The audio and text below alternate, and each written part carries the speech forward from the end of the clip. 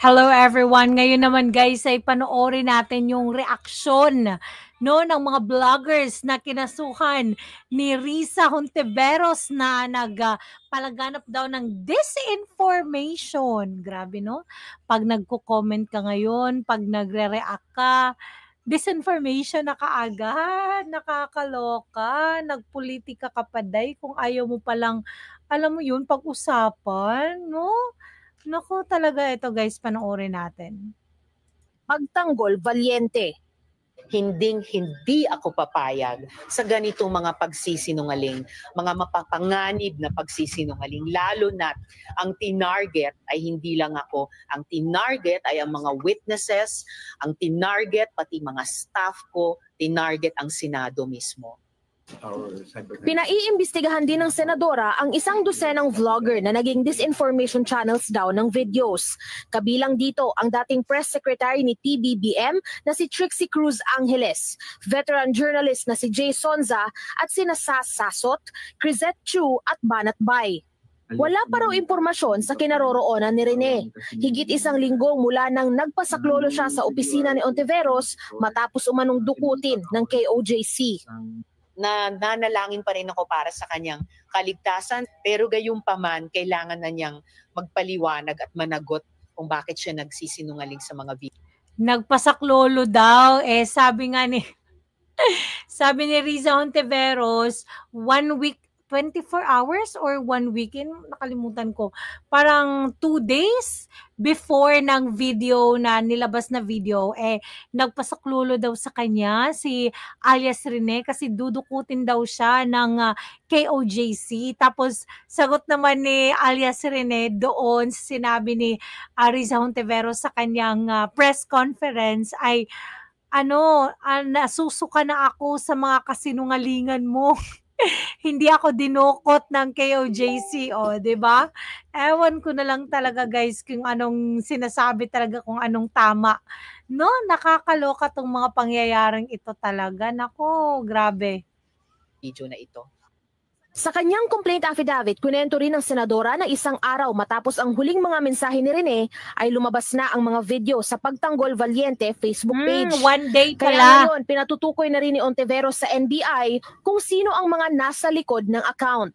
1 milyon daw ang sinuhol ng senador sa dating Senate witness para tumistigo laban kay Kibuloy at sa mag-amang Sara at Rodrigo Duterte. Grabe. Nag-alok pa raw ito ng dagdag suhol kung titistigo rin siya kontra kina Senators Bongo at Bato de la Rosa. Yes. Mariin itong pinabulaanan ni Hontiveros. Naglabas pa siya ng mga resibo, mga screenshot ng mga unang mensahe ni Rene para patunayang ito mismo ang lumapit sa kanya para maging Senate witness. Para sa agenda, Andrea Salve, Billionaire News Channel. Grabe, agad no? namang bumuwelta mga vlogger na pinaiimbestigahan ni Senador Risa Hontiveros. Mensahe ni Jay Sonza sa senadora, kung napahiya siya sa umano'y pagbaligtad ng kanyang testigo, problema niya raw yun. Huwag na raw siyang idamay. Totoo, no? Kung napahiya siya, bakit siya magagalit sa mga nag-comment at nag-share ng video? Public naman talaga yung video, so masishare mo talaga, no?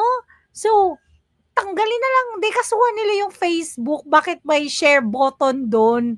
Kasalanan ba kung i-share? Question din ni Crisette Chu ang pagdamay sa kanya sa kaso.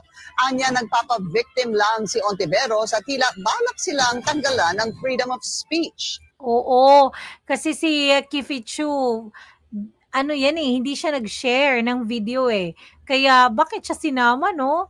Kasi sabi naman ni Kifi Chu, baka daw na nasaktan sa pinost niya na demure, Yita, doon.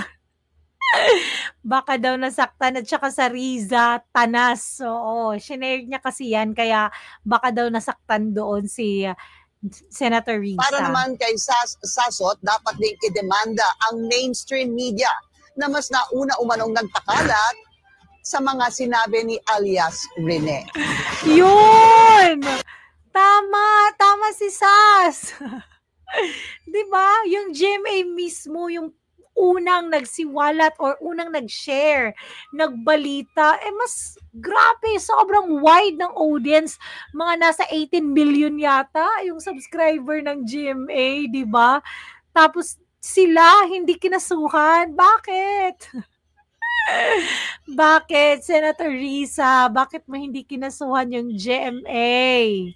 'Di ba? Grabe, tama talaga si Sas. Kasi yung shinare ni Sas, GMA News eh. 'Di ba? Cyber libel, mas nauna nilang ipinamudmod yung mga video ni alias Rene. Totoo. So guys, anong masasabi nyo? Don't forget to like and subscribe to my channel. Have a great day. Bye!